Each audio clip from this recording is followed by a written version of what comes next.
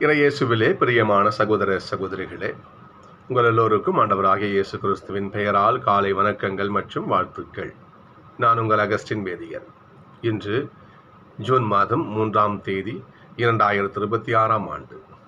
ஆண்டவரின் மடியில் 5 நிமிடங்கள். விவிலியத்திலே ஒரு 3 பகுதிகள் மிக முக்கியமான பகுதி, மிக ஆழமான பகுதின்னு சொல்லலாம். ஒன்று, காணாமல் போன ஆடு ஓமை. 2, காணாமல் போன காசு ஓமை. 3வது, காணாமல் போன மகன் ஓமை. லூக்கா 15 வரும். அதில் காணாமல் போன பையன் மகன் ஓமை இருக்கிறது. அந்த பகுதி நற்செய்தின்னு சொல்லப்படுகிற ஒரு பகுதி. கடவுளுடைய இரக்கத்தை அபரிமிதமாக பொழிகின்ற அந்த ஓமை பகுதி அது. நமக்கு பழக்கப்பட்ட தெரியும், படிச்சுப்போம். நம்ம 2 பிள்ளைங்க, சின்ன பையன் என்ன பண்ணுறான், அப்பா கிட்ட சண்டை பிடிச்சி தனக்கு ஒரு சொத்தை வாங்கிட்டு அவன் போயிடுறான். இஷ்டத்துக்கு செலவு செய்கிறான், காசெல்லாம் கரைஞ்சி போச்சு, சாப்பாட்டுக்கு வழி கிடையாது. ஒரு வீட்டில் போய் பன்றி மேய்க்கிற வேலை செய்கிறான்.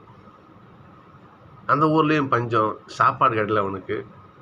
பன்றிகளுக்கு வைக்கின்ற அந்த தவிடு புண்ணாக்கி அந்த சாப்பாடை அவன் சாப்பிட்றான். ஒரு நேரம் வருது, அதற்கும் பஞ்சம் ஏற்படுது. அவனுக்கு ஒருவேளை சோறு போட ஆள் கிடையாது. அப்போ யோசிக்கிறான், எங்கள் அப்பாவுடைய வீட்டில் வேலைக்காரங்க வசதியாக சாப்பிடுவாங்க, வயிறார சாப்பிடுவாங்க. நான் இன்னைக்கு இவ்வளோ ஒருவேளை சோத்து கஷ்டப்படுறேன்னு சொல்லி என்ன பண்ணுவான், தன் குற்றத்தை உணர்ந்து மனம் மாறி என்ன பண்ணுவான், திரும்பவும் தந்தைகிட்ட திரும்புவான். அப்படி மனம் மாறி திரும்புகிற மகனை பற்றி தந்தை மூத்த மகன் சொல்லுவாரு, உன் தம்பி நான் மீண்டும் பெற்று வந்திருக்கிறான்னு சொல்லி. எவன் பாவம் செய்கிறானோ கடவுளை பொறுத்த மட்டும் அவன் செத்து போனவன். இந்த உடம்பு சாவு, அழிகின்ற சாவு என்பது இறப்பு கிடையாது. ஆண்டவரை பொறுத்த மட்டிலே எவன் ஒருவன் பாவம் செய்து கடவுளை விட்டு பிரிஞ்சு போறானோ அவன் செத்தவன் தான். கடவுளை பொறுத்த மட்டும் ஞாபகம் வச்சுக்கணும். அப்ப எவன் பாவம் செய்யாமல் வாழ்கிறானோ அவன் தான் வாழவன் அர்த்தம். அப்படி வாழ்கிறவருடைய கடவுள் தான் நம்முடைய ஆண்டவர். செத்துப்போனுடைய கடவுள் நம்முடைய ஆண்டவர் கிடையாது. இன்னொன்று நம்ம யோசிக்கணும், நம்ம லாசர் உயிர்ப்பை நம்ம பார்க்கணும்.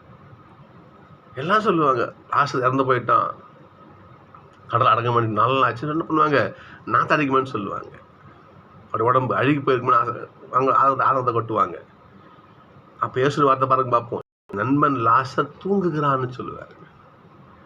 அப்போ இந்த உடல் இறப்பு ஒரு இறப்பு கிடையாது. பாவம் செய்து கடலை விட்டு பிரிஞ்சு தான் இறப்பு.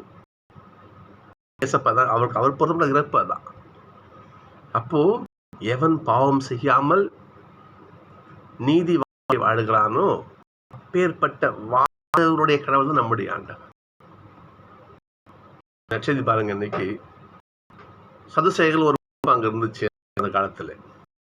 அவர்கள் தீர்ப்பு இல்லைன்னு நம்புறவங்க.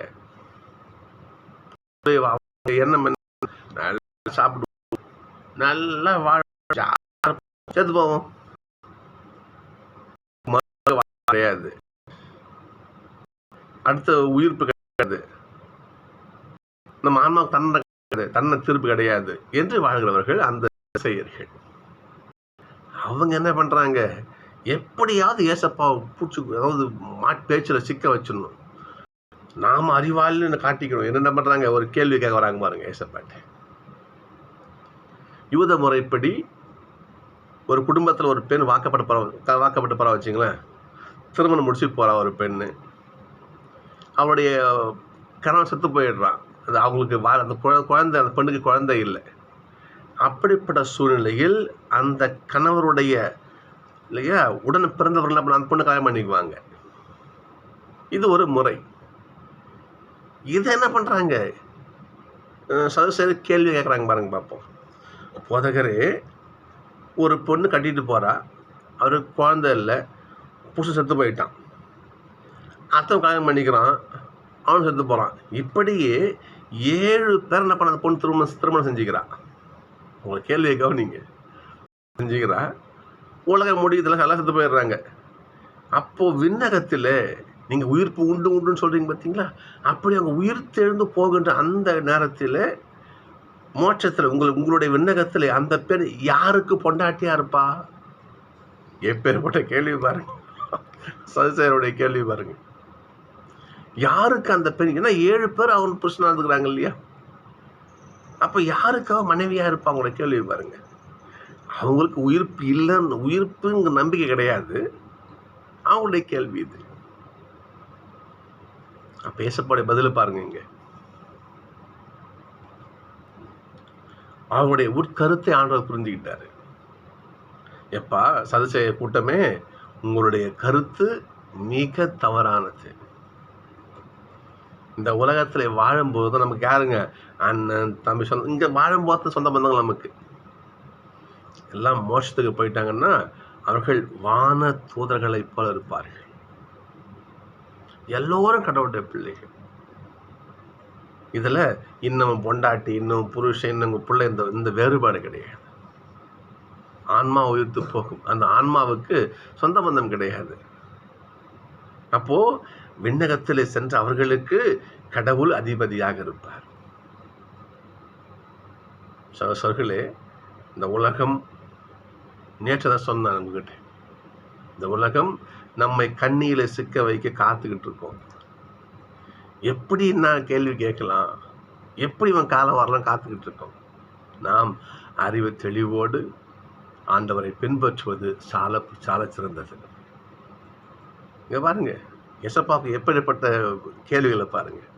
நேற்று வாசிச்சோம் இல்லையா, சீசருக்கு வரி கட்டலாமா கட்டக்கூடாதா? இங்க பாருங்க பாப்பா, இன்னைக்கு 7 கணவர்களுக்கு இந்த பொண்ணு யாருக்கு பொண்டாட்டியா இருப்பா? எப்பேற்பட்ட கேள்விகளை பாருங்க. சகோதரர்களே, கடவுள் வாழ்வோரின் கடவுள், இறந்தோரின் கடவுள் கிடையாது. சரிங்களா? முற்புதலிலே காட்சி தருகின்ற மோசே காட்சி தருகின்ற என்ன பண்ணுவார்? நான் ஈசாக்கின் கடவுள், யாக்கோபின் கடவுள் தன்னை அறிமுகம் செய்து கொள்வார்.